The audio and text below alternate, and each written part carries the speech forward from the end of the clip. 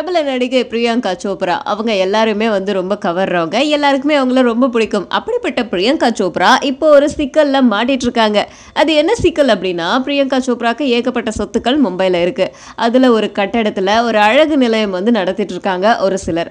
அந்த அழகு நிலையத்துல வந்து விபச்சாரம் நடக்கிறதாக ஒரு இன்ஃபர்மேஷன் போலீஸாருக்கு வந்து தெரிய வந்ததுனால அங்க போயிட்டு ரைட் பண்ணியிருக்காங்க. அங்க இருக்கிற இளம் பெண்கள் வாடிக்கையாளர்களை குஷிப்படுத்தணும் அப்படிங்கிறதுக்காக ஒரு சில வேலைகள்ல ஈடுபட்டிருக்காங்க.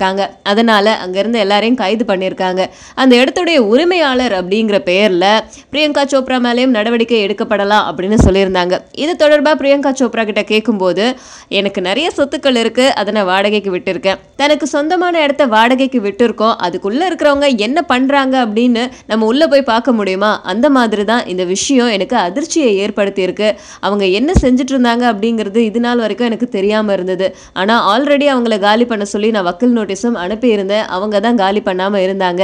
இந்த இஷ்யூ தொடர்பா என்னுடைய வக்கீல் வந்து எல்லா பிரச்சனைகளையும் சந்திச்சிட்டு இருக்கிறாரு அப்படின்னு ஒரு பதில் சொல்லியிருக்காங்க. ஸோ இது மூலமா இந்த இஷ்யூக்கும் பிரியங்கா சோப்ராக்கும் எந்த ஒரு சம்பந்தமும் இல்லை அப்படிங்கிறது தான் அவங்க சொல்லியிருக்காங்க.